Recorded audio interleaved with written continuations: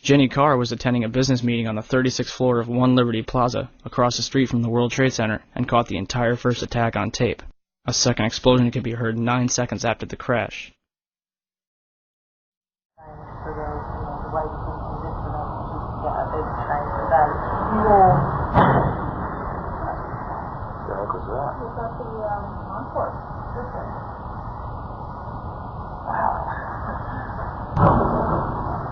Sound like some crash. The windows in the lobby of the North Tower were blown out, and marble panels were blown off of the walls. This was brushed off as an explosion from a raging fireball that went barreling down the elevator shafts. However, there is no soot, no fire, no fuel residue. Instead, the entire lobby is coated with a fine dust, which is the signature of high explosives. Mike Pecoraro was working in the 6th sub-basement of the North Tower when the first plane struck. Mike and his friend ascended to the sea level, and when they arrived, they found that the machine shop was gone. There was nothing there but rubble. We're talking about a 50-ton hydraulic press. Gone. They saw a perfect line of smoke streaming through the air. You could stand here, and 2 inches over you couldn't breathe. The two made their way to the parking garage, but found that that too was gone. There were no walls, there was rubble on the floor, and you couldn't see anything. They went up 2 more levels to the building's lobby. As they reached the B level, they were astonished to see a steel and concrete fire door that weighed about 300 pounds, wrinkled up like a piece of aluminum foil on the floor. The whole lobby was soot and black, elevator doors were missing, the marble was missing off of some of the walls, the west windows were all gone, broken glass everywhere, the revolving doors were all broken and their glass was gone. Every sprinkler head was going off. Could an explosion 90 floors above cause uniform damage to the lobby and sub-basements of the North Tower? But don't take their word for it. Ask the Fire Department of New York. First, we have this interview from the Naudet brothers documentary on 9/11. It was like posting the wars and there was nobody there. What the fuck? What did we do? We made it outside, we made it about a block. We made it at least 2 blocks, and we started running. Floor by floor, it started popping out. It was like, it was if they had detonated. Detonated, they were planned to take down a building. Boom, boom, boom, boom, boom, boom, boom. All the way down. I was watching it and running. Just ran up West Street. And then you just saw this cloud of shit chasing you down. Couldn't outrun it. West Street. I couldn't outrun it. In these interviews, numerous firefighters from Ladder 7 describe a loud explosion preceding the collapses, not to mention extensive damage to the lobby of the North Tower. I heard a loud boom. And my first thing, I was right at the desk there, on the left-hand side when you come into Tower 1. And I walked out, I didn't go out. I walked to where all the doorway was, the glass were broken, and I looked out, and I seen in the building across the street, I seen the shadow coming, I seen just the shadow in the building across the street coming down. And I wasn't expecting to see the damage that I saw in the lobby, and the people, the bodies, the burnt people, the injured people.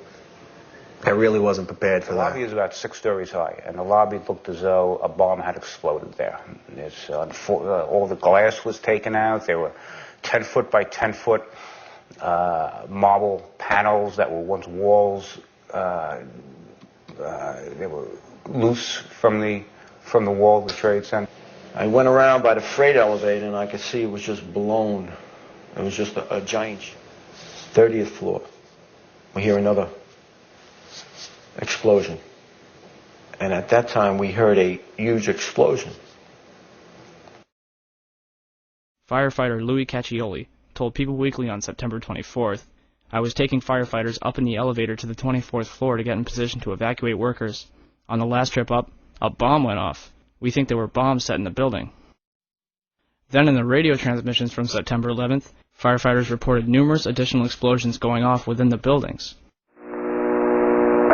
I got an eyewitness who said there was an explosion on floor 7-8.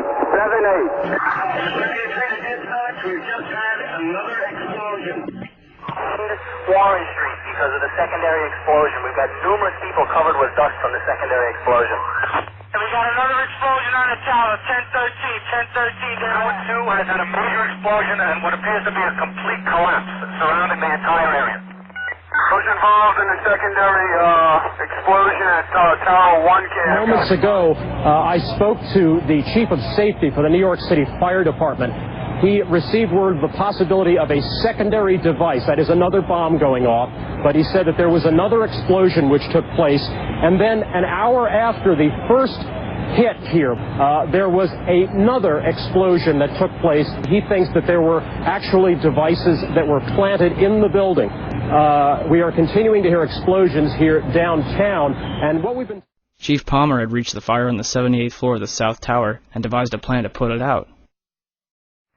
Hey, 90415. We got two isolated pockets of fire.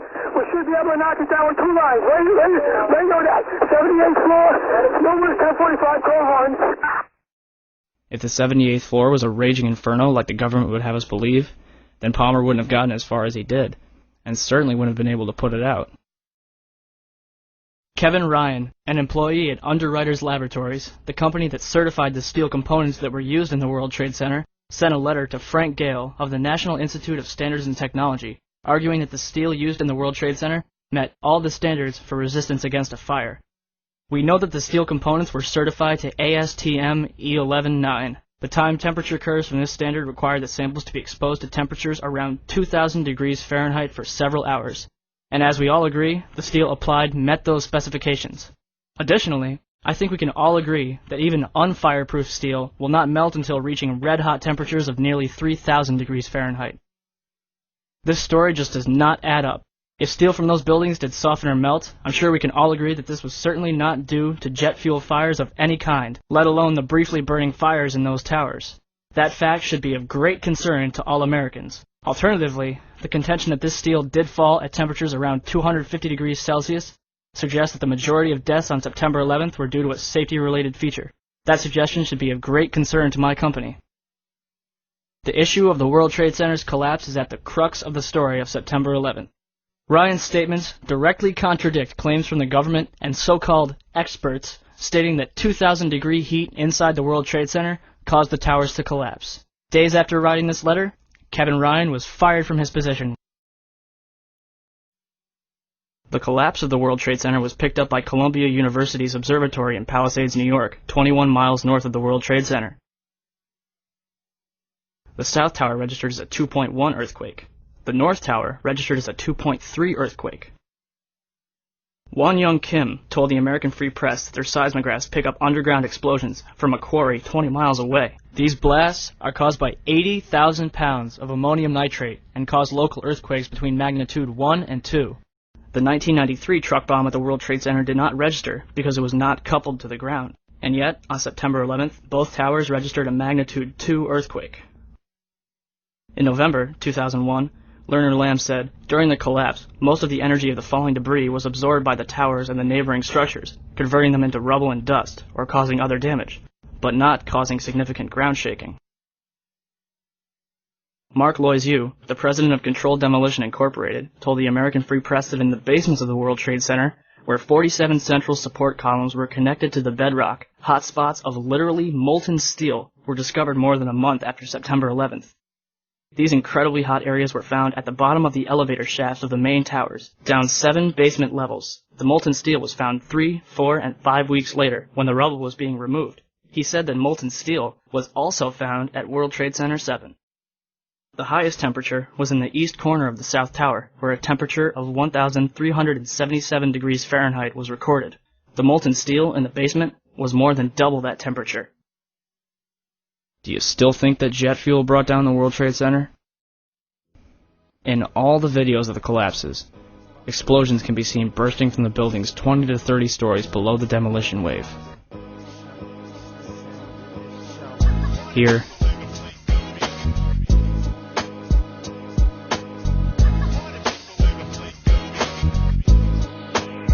here,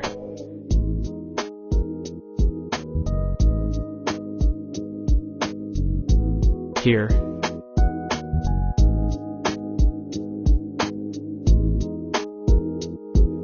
here,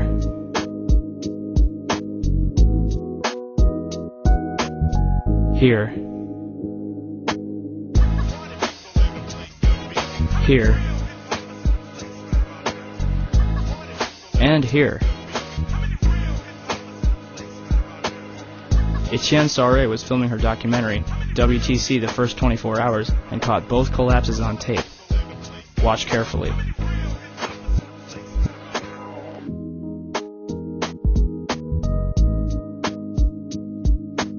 tripod shakes exactly 9 seconds before the tower begins collapsing, and a small piece of debris is knocked off of the right-hand side of the building.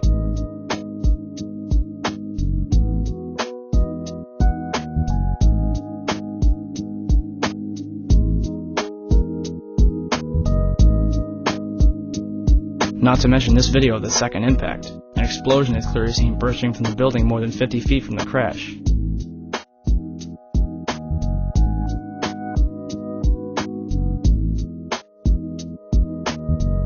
You're probably asking, if there were bombs in the building, how would they get in there without anyone noticing? Ben Fountain, a financial analyst who worked in the World Trade Center, told People magazine that in the weeks before 9/11, there were numerous unannounced and unusual drills where sections of both the Twin Towers and Building 7 were evacuated for security reasons. Scott Forbes, an employee that worked at Fiduciary Trust in the South Tower, told Victor Thorne of Wing TV that his company was given 3 weeks advance notice that New York's Port Authority would take out power in the South Tower from the 48th floor up.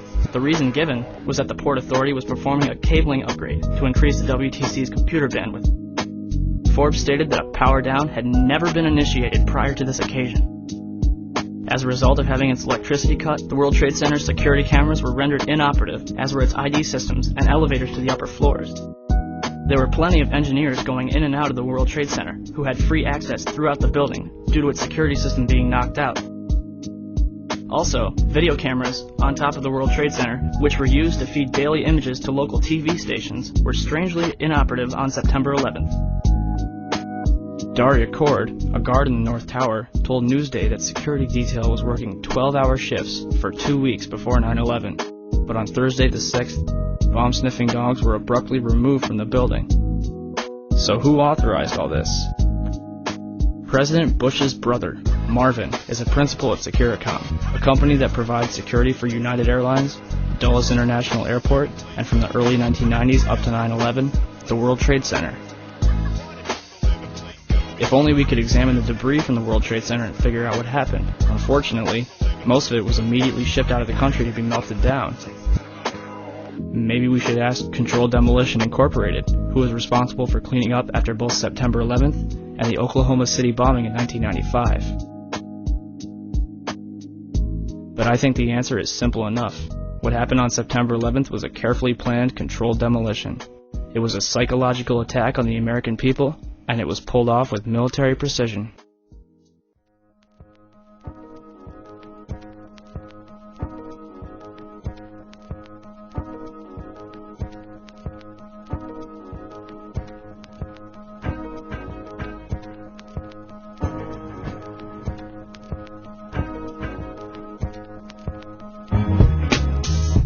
"10:06 a.m., Shanksville, Pennsylvania. Flight 93 was en route from New Jersey to California with 45 passengers when it went off course at 8:56 in northeastern Ohio. According to the official story, a group of passengers, led by Todd Beamer's cry of, "Let's roll," overpowered the hijackers and forced the plane into the ground. However, eyewitness testimony and physical evidence paint a much different picture. Let's start with the eyewitnesses. Westmoreland County received a call at 9:58 from somebody claiming to be aboard Flight 93. He said he was locked in a bathroom and told dispatchers that the plane was hijacked. He said he felt the plane going down, heard an explosion, and saw white smoke in the cabin. The line went dead shortly thereafter. Eric Peterson of Lambertsville was working with a friend in his auto shop when Flight 93 flew overhead. It was going end over end and then dropped below a tree line and exploded. Peterson saw a flash and then a mushroom cloud of smoke. There was a crater in the ground that was really burning. There were pieces of fuselage and clothing all over the area, burning. He said he didn't see any debris longer than a couple feet long.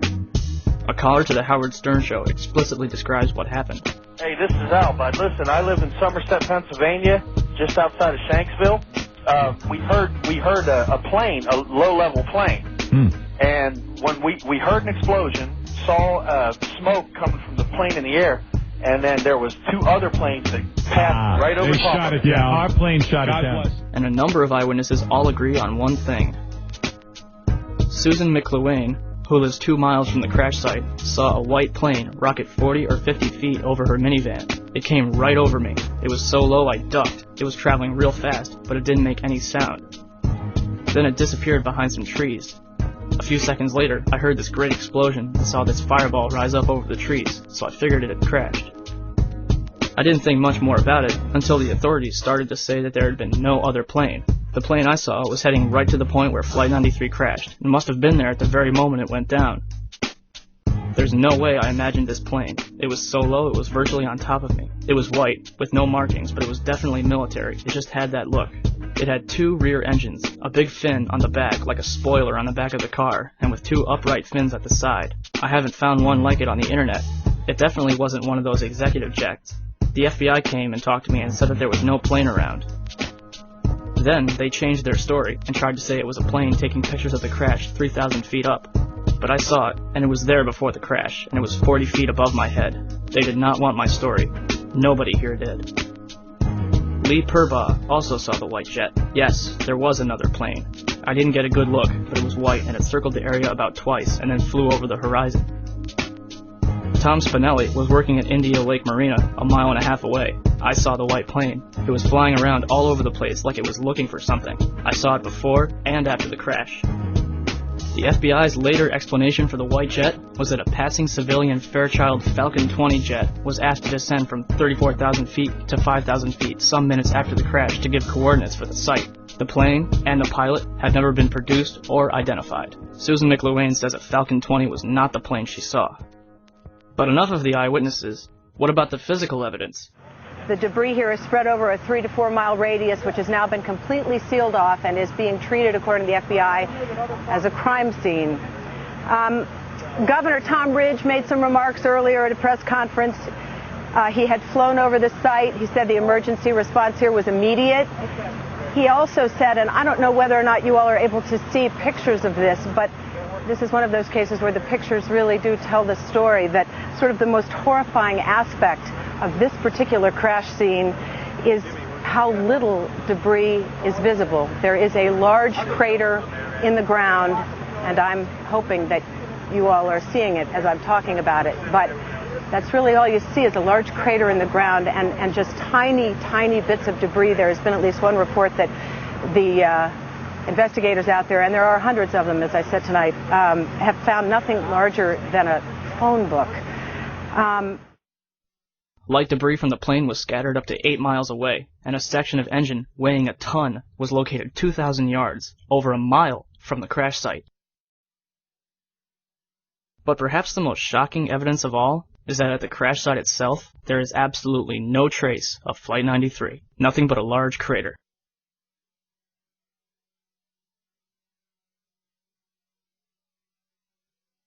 Fox News interviews a photographer live at the Shanksville crash site.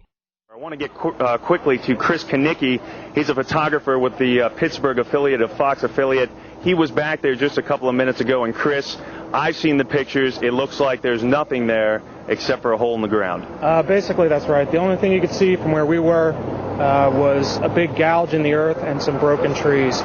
We could see some people walking around in the area, but from where we could see, there wasn't much left. Any large pieces of debris at all? No, there was nothing that you could distinguish that a plane had crashed there. Smoke, fire? Nothing. It was absolutely quiet. It was actually very quiet. Nothing going on down there, no smoke, no fire. Just a couple of people walking around. They look like part of the NTSB crew walking around looking at the pieces. How big would you say that hole was? From my estimates, I would guess it was probably about 20 to 15 feet. Long and probably about 10 feet long or 10 feet wide. What could you see on the ground, if anything, other than dirt and ash? And you couldn't see anything. You could just see dirt, ash, and people walking around, broken trees. Chris Bolin visited Somerset County to investigate what really happened to Flight 93. Nina Lensbauer told Bolin that the hole was 5 to 6 feet deep and smaller than the 20-foot trailer in her front yard. She described hearing an explosion, like an atomic bomb, not a crash. Lensbauer told Bolin that she did not see any evidence of a plane then or at any time during the excavation of the site, an effort that reportedly recovered 95% of the plane and 10% of the human remains. If the government is lying about Flight 93, is it implausible to suggest that the rest of the story is also a lie?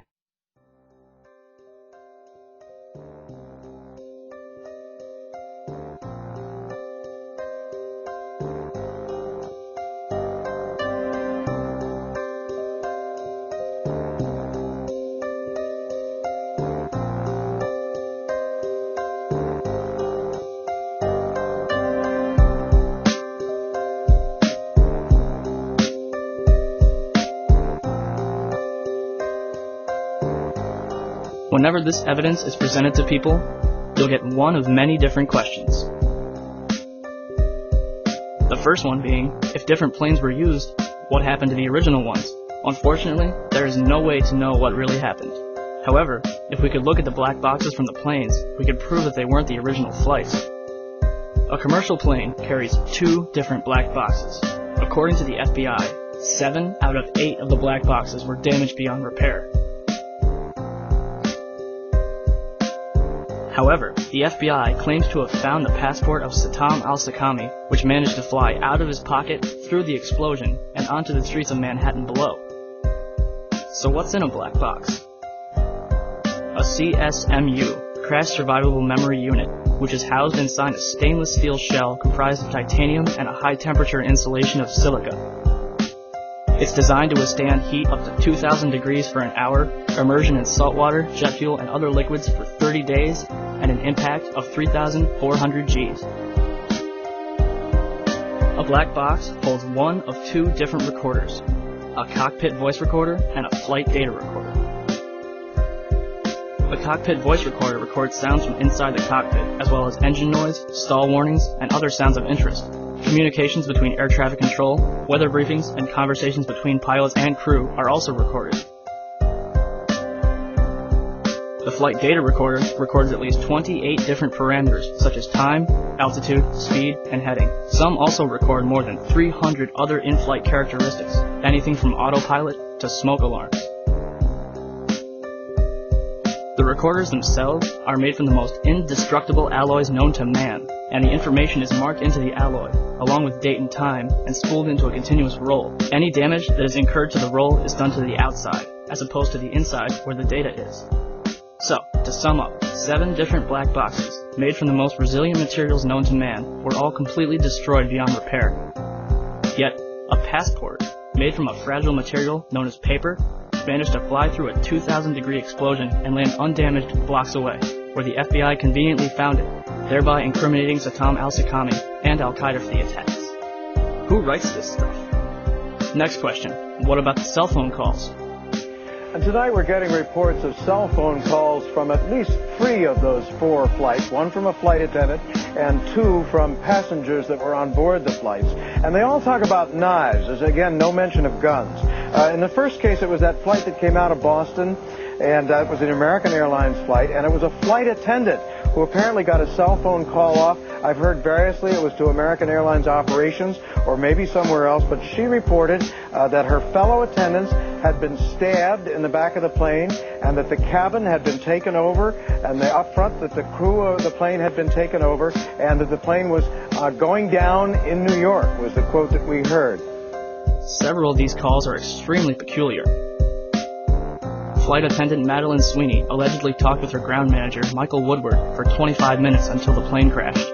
Near the end, she says, "I see buildings. Water.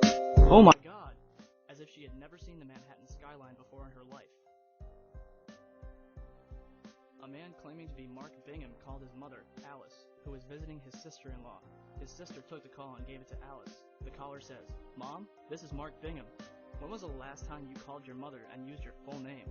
The caller continues, "I'm on a flight from Newark to San Francisco and there are 3 guys who have taken over the plane and they say they have a bomb. Who are these guys?" The caller pauses and then, "You believe me, don't you?" "Yes, Mark, I believe you. But who are these guys?" After a pause, the line went dead. A man claiming to be Todd Beamer got through to a Verizon supervisor, telling of 3 hijackers armed with knives, one claiming to have a bomb. 13 minutes later, he recites the 23rd Psalm of the Bible and drops the phone, turning to utter his rallying cry, "Let's roll." Why would Beamer spend the last minutes of his life talking to a complete stranger, as opposed to a member of his own family? The remaining calls were short, no more than a couple sentences, before saying they had to go, calling back a couple minutes later. But the most important evidence is an experiment conducted by A.K. Dewdney of Physics911.net. In a series of experiments called Project Achilles, Dewdney took 5 different cell phones onto a Cessna 172 to determine the success rate as the plane got higher in altitude.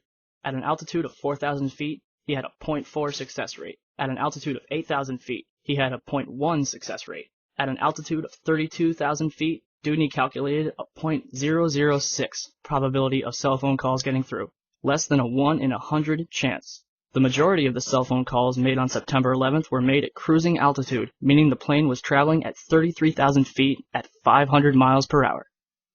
The cell phone calls were fake. No ifs, ands, or buts. I can hear you asking, how is it possible to fake a person's voice? In 1999, the Los Alamos National Laboratory in New Mexico revealed their voice morphing technology. General Carl W. Steiner, the former Commander-in-Chief of United States Special Operations Command, declared on tape, "Gentlemen, we have called you together to inform you that we are going to overthrow the United States government." By taking just a 10-minute sample of somebody's voice, the scientists are able to create an almost perfect copy. Another example was Colin Powell saying, "I am being treated well by my captors." So what about the hijackers? It's the funniest thing, but at least 9 of them are still alive. Walid al-Shari is a Saudi Airlines pilot in Casablanca, Morocco. Wael M. al-Shari is alive and well. Abdulaziz al-Amari is a Saudi Airlines pilot living in Saudi Arabia. Mohand al-Shari is alive in Saudi Arabia. Khalid al-Madar is a computer programmer in Mecca. Salam al-Hamzi works at a chemical plant in Yanbo, Saudi Arabia. Saeed al-Ghamdi is training to be a pilot in Tunis. Ahmed al-Nami is an administrative supervisor for Saudi Airlines. And last but not least, Mohammed Atta's father claimed to receive a phone call from his son on September 12th. 14 of the hijackers based their training in Florida, and the 5 that allegedly hijacked Flight 77 lived in a motel right outside the gates of the NSA. Not to mention, the official autopsy report for Flight 77 does not list the hijackers. And the opening paragraph makes no mention of their absence. After these discrepancies were pointed out, FBI Director Robert Mueller brushed it off, saying that the hijackers were using stolen passports and may not have had tickets, so there's no way to know who they actually were. So, if there's no proof that the hijackers were members of Al-Qaeda, or if they were even on the plane in the first place, what justification do we have for bombing Afghanistan? Oh, that's right. The Bin Laden confession tape. On December 14th, 2001, the government released a tape, allegedly of Bin Laden confessing to the attacks of September 11th, which they claim to find in a house in Kandahar, Afghanistan. Except there's a number of things wrong with this tape. 1. The tape itself is of very poor quality. And 2. The man in the video looks and acts nothing like Bin Laden. According to the FBI's website, Osama is left-handed. Yet, in this video, he's writing a note with his right hand. Not to mention, he's wearing a gold ring and watch, which is forbidden by Islamic law, and is also never mentioned in the FBI's description of him. Compare this video to 4 other pictures of Bin Laden. Does anybody else see a problem here?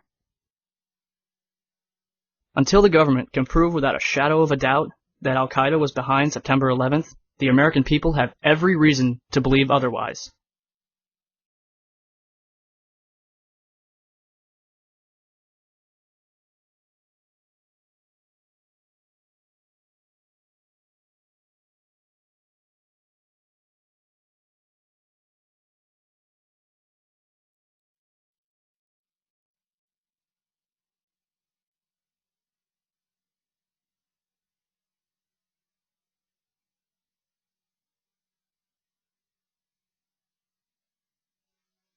I know that it's hard to imagine that our own government would murder almost 3,000 innocent people. But once you begin to accept that possibility, you can no longer go back to the 19 Arabs, or melting trusses, or let's roll. The official story becomes the conspiracy theory. America has been hijacked, not by Al-Qaeda, not by Osama bin Laden, but by a group of tyrants ready and willing to do whatever it takes to keep their stranglehold on this country. So what are we going to do about it? Are we going to sit down and take it, or are we going to stand up and fight for what little freedoms we have left? The story of Flight 93 is a perfect metaphor for the state of this country. A group of heroes, willing to sacrifice themselves for the good of the nation, voted to take matters into their own hands, no matter the consequences. The time has come. Let's roll.